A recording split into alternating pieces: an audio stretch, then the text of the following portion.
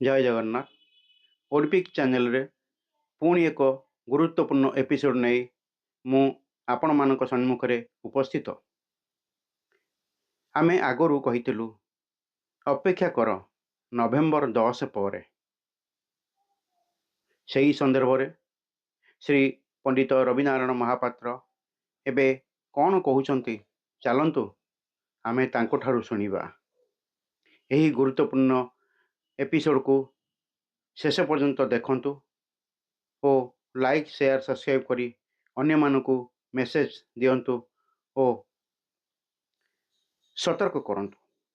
चलंतु actually से केउ संदर्भ रे अपेक्षा करंतु नवेम्बर 10 तारिख पर आसंतु जानिबा। ओम नमो गणेशाय नमः। ओम त्रैवे गुरुभ्ये नमः। अच्युतम जगन्नाथ जशवंत शिष्योन्नत बलराम अच्युतंक अंतर्गत भक्त मानक पाई जो बात्या बा बारंबार लघुचाप हेउची या होउची गोटे लगान निर्णय सकाशे गुड़िक होउची। ग्रह मानकर जो लगान निर्णय अच्छी ए बात्या गुड़ सृष्टि होउची। नवेम्बर मासरे शीत प्रकल्प रे जोटी समुद्र पानी फुटुची दुख लगे शुणिकी जड़े ज्ञानी गुणी लोक कहले जे ए केमिकाल प्रयोग करा जाउची। तेणु मु तो एगुड़िक शुणुची केमिकाल विषय अवश्य जानी किछि किंतु बिल्कुल जानी नहीं। दुखर विषय एबे 21 तारिख रे गोटे घूर्णिबलय सृष्टि है। पुणी 22 तारिख रे गोटे घूर्णिबलय सृष्टि हम पुणी गोटे लघुचाप हम पुणी 23-24 बेलू से अवपात परिणत हम। जहा गणना जना पड़ी ये आमर नवेम्बर 30 भितर सी तार काम कर चारिबो। ग्रह मान लगान निर्णय जोगु ये झड़ बात्या सृष्टि होउची जगतर बहुत क्षय क्षति करुती। सुनार संसार भारत वर्ष सुनार ओडिशा जोठी जाउची सेठी बर्बाद करुची। लोक क्षय होउचंती, वृक्ष क्षय होउची, अंगारकाम्ल मिलुनी। ये होउची एक संकेत। जेतेबेले दापर युग शेष होइतिला सेतेबेले अनेक संकेत मिलुथिला। गोपाल माने कृष्ण कहउथिले प्रभु एडा कौन ना एडा अशुभ संकेत, चल प्रभास चित्र को जीवा स्नान करवा। अशुभ संकेत आसुची। तापरे जदवंश क्षय होइतिला। तेणु दुखर विषय ये जो अशुभ संकेत बारंबार आसुची एठी वैज्ञानिक जंच अचल हुए बोलिकी महाप्रभु अच्युत लिखिं बहु पूर्व। आ परवर्ती जो साइक्लोन सहित मोथा तार आगुरु आखि नथिला बोली कहउनथिले। जेतले बात्या ठीक टाइम रे ठीक जगह माड़ नहला से कहले कौन आखि नहीं कान नहीं बाजी गले दोष नहीं आमे कहि परिबु नहीं। मु सुनिली गोटे चैनल कहूची ओडिया संवाद आखि नहीं कान नहीं बाजी गले दोष नहीं बात्या कोटी होती कई किसी कहि पारुना।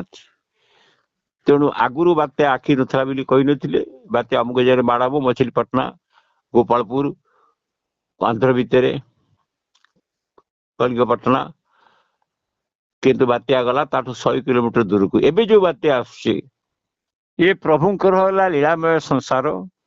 माया संसार जार लीला जाना भव्य जल बेड़ा ये बात्या सी सृष्टि करिछि। ବାତ୍ୟା ଆଗରୁ ଓଡିପିକ୍ ଚ୍ୟାନେଲ କୁ ଯେଉଁ ପିଲାଟି କହୁଛି ସେ ବହୁ ଆଗରୁ ସବୁ କଥା ଆପଣ ମାନଙ୍କ ପାଇଁ କୁହେ। ଆପଣ ମାନେ ତାକୁ ଗାଳି ଗୁଲଜ କରନ୍ତି, ଏମିତି ଭାଷା କୁହନ୍ତି ଯୋଉ ଭାଷାକୁ ରକ୍ତ ମାଂସ ସରିପାରିବ ନାହିଁ। କିନ୍ତୁ ଓଡିପିକ୍ ଚ୍ୟାନେଲ ଗୋଟେ ଚ୍ୟାନେଲ, ଏମିତି ଚ୍ୟାନେଲ ସେ ଗୋଟିଏ ପିଲାର କଥାକୁ ବାରମ୍ବାର ଭଲ ପାଇକି ନଉଛନ୍ତି, ଯେହେତୁ ସେ ସବୁବେଳେ ସତ କହୁଛନ୍ତି। ଏଇ ଯୋଉ ବାତ୍ୟା ଏବେ ସୃଷ୍ଟି ହଉଛି, ଆ ପୂର୍ବରୁ ମୁଁ କହିଥିଲି 21 ତାରିଖରେ ଘୂର୍ଣ୍ଣିବଳୟ ଆସିବ, 22 ତାରିଖରେ ଲଘୁଚାପ ହବ,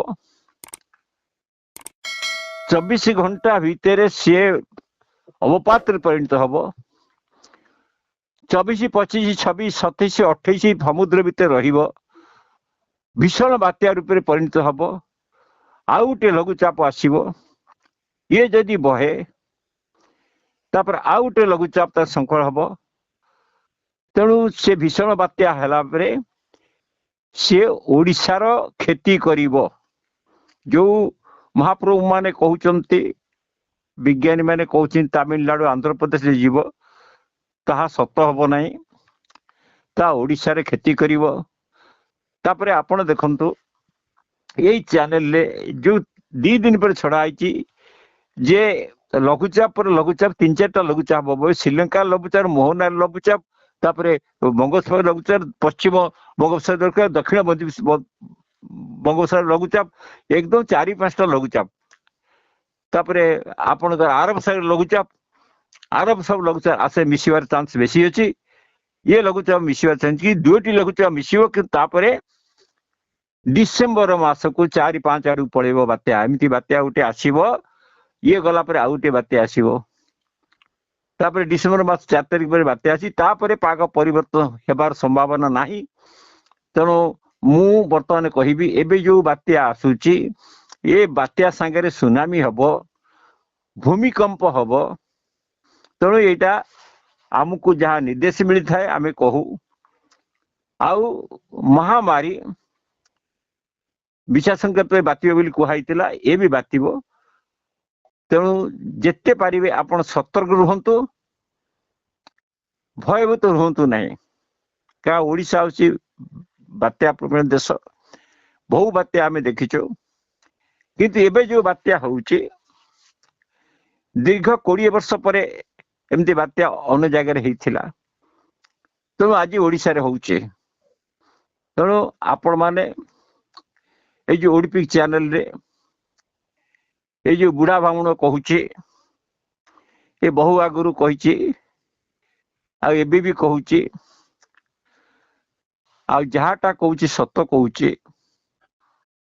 ତେଣୁ ଆପଣ ମାନେ ସତର୍କ ହୁଅନ୍ତୁ, ଭୟଭୀତ ହୁଅନ୍ତୁ ନାହିଁ, ବାତ୍ୟା ସୁନିଶ୍ଚିତ ହବ। ଆଉ ଇଏ ଯୋଉ ବାତ୍ୟା ହବ, ଇଏ 28 ତାରିଖରେ ଓଡ଼ିଶାରେ ମାଡ଼ ହବ।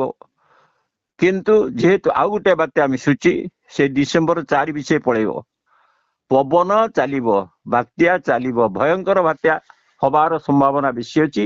ଆଉ ଯେହେତୁ 3-4ଟି ଜାଗାରେ ଲଘୁଚାପ ହେଇଛି, ଶ୍ରୀଲଙ୍କାରେ ହେଇଛି, ଆଉ ମହାମାରୀ ହେଇଛି, ଉତ୍ତର ପଶ୍ଚିମ ବଙ୍ଗୋପସାଗର ହେଇଛି, ଦକ୍ଷିଣ ବଙ୍ଗୋପସାଗର ହେଇଛି, ଦକ୍ଷିଣ ପୂର୍ବ ବଙ୍ଗୋପସାଗର ହେଇଛି। ତେଣୁ ଏକ ସାଙ୍ଗରେ ଏତେ ଲଘୁଚାପ ହବାଟା ଭାରି ଭୟ ଲାଗୁଛି, କାହିଁକିନା ଆମେ ବି ଆପଣଙ୍କ ଭଳି ମଣିଷ।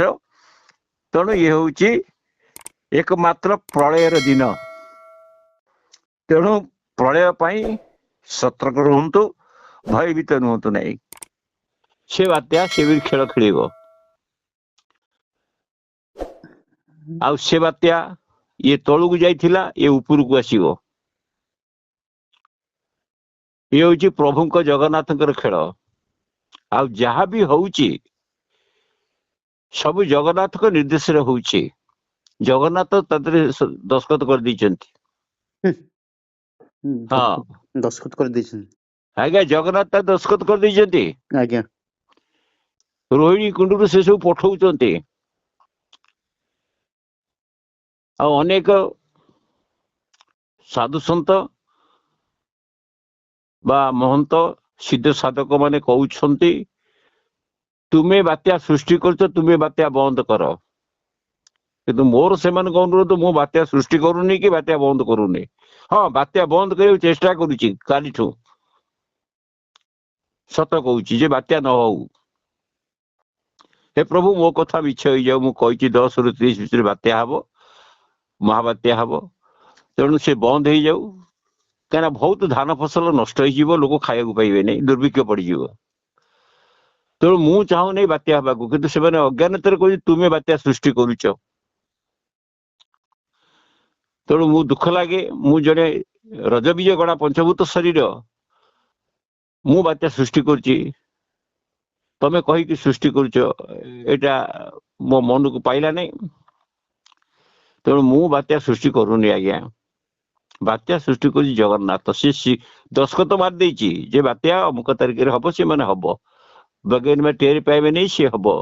ଜଗନ୍ନାଥ ବଡ ସଂସାରେ କେହି ନାହିଁ। ମନ୍ନାଥ ତୁ ଜଗନ୍ନାଥ ମଦଗୁରୁ, ତୁ ଜଗତଗୁରୁ ମଦାତ୍ମା ସର୍ବଭୂତାତ୍ମା ତସ୍ମୈ ଶ୍ରୀ ଗୁରୁ ବେର।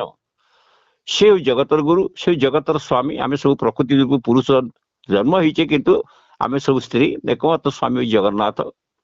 ତେଣୁ ଜଗନ୍ନାଥ ସ୍ୱାମୀ ନୟନ ପଥ ଗାମୀ ଭବ ତୁମେ, ସେ ଜଗନ୍ନାଥ ଆପଣଙ୍କ ମନରେ ଅଛି, ମୋ ମନରେ ଅଛି, ତତ ଯତ୍ର ବିରାଜିତ ଅଛି। ଯଦି ଆପଣ ତାଙ୍କ ଅଭ୍ୟାସ ଯୋଗ ଦ୍ୱାରା ଚାହିଁବେ, ସେ ବିରାଟ ପୁରୁଷ ଦର୍ଶନ କରିପାରିବେ। ତେଣୁ ମୋର ଗୋଟେ କଥା ମନେ ପଡିଯାଉଛି, ମାୟା ସଂସାରେ ଯାର ଲୀଳା, ଯା ନାମ ଭବ ଜଳେ ଭେରଡ଼ା, କରୁଣା କଥାକ୍ଷ ପ୍ରକାଶେ, ଭକତ ଜନ ଦୁଃଖ ନାଶେ। ମୁଁ କହିନି, ଭାଗବତରେ ଅତି ବଡ଼ି ଜଗନ୍ନାଥ ଲେଖିଛନ୍ତି। ତେଣୁ ମୁଁ କହିନି, ମାୟା ସଂସାରେ ଯାର ଲୀଳା, ଯା ନାମ ଭବ ଜଳେ ଭେଳା, କରୁଣା କଥାକ୍ଷ ପ୍ରକାଶେ, ଭକତ ଜନ ଦୁଃଖ ନାଶେ, ସିଏ କହିଛନ୍ତି। ତେଣୁ ଏଇ ଯୋଉ ଦୁଃଖ ହଉଛି ଭକ୍ତ ମାନଙ୍କୁ, ଏଇ ବର୍ଷା ବାତ୍ୟା, ଆଉ ସେଇ ଗୋଟେ ଅତି ଦୁଃଖର ଭୟ। ମୁଁ ବାତ୍ୟା କାହିଁକି ଚାହୁଁନି? ସମସ୍ତଙ୍କର କହୁଛି ମୋର ଭଙ୍ଗା ଘର ଆଜ୍ଞା, ମୋ ଚାରିଆଡେ ପାଣି ବର୍ଷୁଛି, ମୁଁ ଘର ଛାଣି କରିପାରୁନି, ଘର କରିପାରୁନି, ଅତି ଦୁଃଖର ସହିତ କହିବାକୁ ପଡୁଛି।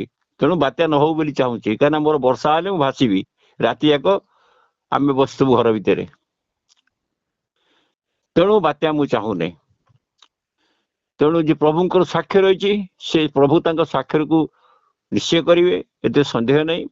କିନ୍ତୁ ଯୋଉ ଆମର ଆନ୍ଧ୍ର ତାମିଲନାଡୁ ମଧ୍ୟରେ ମାଡ଼ ବୋଲି କହୁଛନ୍ତି ବିଶେଷଜ୍ଞ ମାନେ, ମୁଁ ତା ପୂର୍ବରୁ ଯୋଉ ବାତ୍ୟା ଗଲା ମନ୍ଥା, ତାକୁ ବି କହିଥିଲେ, କିନ୍ତୁ ସେ 100 କିଲୋମିଟର ଭିତରକୁ ପଳେଇଲା ତଳକୁ, ଇଏ 100 କିଲୋମିଟର ଉପରକୁ ଆସିବ। ତେଣୁ ଚିନ୍ତା କରନ୍ତୁ ଓଡିଶାର ଅବସ୍ଥା କଣ ହବ, ଓଡିଶାର ଅବସ୍ଥା କଣ ହବ ଯେ 100 କିଲୋ ଉପରକୁ ଆସେ। ତେଣୁ ସେଇପାଇଁ ଏଇ ଯୋଉ ବାତ୍ୟା ବାରମ୍ବାର ସୃଷ୍ଟି ହଉଛି ବା ଲଘୁଚାପ ବାରମ୍ବାର ସୃଷ୍ଟି ହଉଛି, ଏଇ ଆମ ମାନଙ୍କର ଯୋଉ ପଞ୍ଚଭୂତ ଶରୀର ଭୌତିକ ଯୁଗର ବଦ୍ଧଜୀବ ଏ ମଣିଷ ରହିଛି, ଏ ମଣିଷ ନିଜର ଯୋଉ ସୁକର୍ମ କରୁନାହାନ୍ତି, ନକାରାତ୍ମକ ଶକ୍ତିରେ ନିଜ ମନ ବାକ୍ୟ କର୍ମ ସବୁ କରିଚାଲିଛନ୍ତି, ସକାରାତ୍ମକ ଶକ୍ତିକି ଅବଲମ୍ବନ କରୁଛନ୍ତି, କ୍ଷଣିକ ମାତ୍ର ତାକୁ ସୁଦୃଷ୍ଟିରେ ଦେଖିପାରୁନେ, ସୁଦୃଷ୍ଟିରେ ପ୍ରୟୋଗ କରିପାରୁନାହାନ୍ତି। ତେଣୁ ଏଇଭଳିଆ ବାତ୍ୟା ସୃଷ୍ଟି ହଉଛି, ଅକାଳ ବରୁଣୀ ହେଉଛି। ଆଉ ଇଏ ଶେଷ ସମୟ ଯଦିଓ ନୁହେଁ, କିନ୍ତୁ ମଧ୍ୟାହ୍ନ ସମୟ ହେଇଗଲାଣି, ଆହୁରି ଅଛି, ମାନେ ଧର ସନ୍ଧ୍ୟା ହବ 5ଟାରେ, ବର୍ତ୍ତମାନ 3:30 ହେଇଗଲାଣି, ଆଉ 4ଟା ବାଜିବ, 5ଟା ଘଣ୍ଟା 2 ଘଣ୍ଟା ଅଛି ଶେଷ ହବାକୁ। ଆଉ ତେଣୁ ସେ ଦୁଃଖର ବିଷୟ କହୁଛି ଏମାନଙ୍କୁ, ଯେ ମୋ କଥା ତମେ ବିଶ୍ୱାସ କର ବୋଲି ମୁଁ କହୁନି। ମୁଁ ଜଣେ ମାନବ, ମୁଁ କହିଦଉଛି ଆଗତରା ବାତ୍ୟା ହଉଛି, ଲଘୁଚାପ ଲାଗି ରହିବ। ତେଣୁ ମୁଁ କିଛି ଜାଣିନାହିଁ, ମୁଁ ମୂର୍ଖ ଲୋକ। ଯାହା ଦୟା ହଉଛି ମା ଭାରତୀଙ୍କର ବା ଆଦ୍ୟାଶକ୍ତିଙ୍କର ବା ମୋର ଯେ ଗୁରୁ ଇଷ୍ଟ ଅଛନ୍ତି, ପରମ ଗୁରୁ ପରାତ୍ପର ପରମେଷ୍ଠି ଗୁରୁ, ଆଉ ଶ୍ରୀକୃଷ୍ଣ, କଳ୍କି ରାମ ଆଉ ଗୋବିନ୍ଦ, ସେମାନଙ୍କ କୃପାରେ ମୁଁ ଯାହା କହୁଛି ତାଙ୍କ ଆଶ୍ରୟ ନେଇ କହୁଛି। ଆଉ ମୋର ତ ଏକମାତ୍ର ଗଣେଶ, ଗଣେଶକୁ କେବେ ମୁଁ ଛାଡ଼ିନି, ସେ ବିଘ୍ନହର୍ତ୍ତା ଦୈବକର୍ତ୍ତା। ଆଉ ରହିଲେ ଯୋଉ ଦେବାଦେବୀ, ସମସ୍ତଙ୍କୁ ଅନନ୍ତ କୋଟି ପ୍ରଣାମ କରୁଛି। ଏବେ ଯୋଉ ତାଣ୍ଡବ କରିବ, ସେ ତାଣ୍ଡବ ରକ୍ଷା ପାଇବା ପାଇଁ ଏକମାତ୍ର ସାହାଯ୍ୟ ହଉଛି ରାମତାରକ ମନ୍ତ୍ର।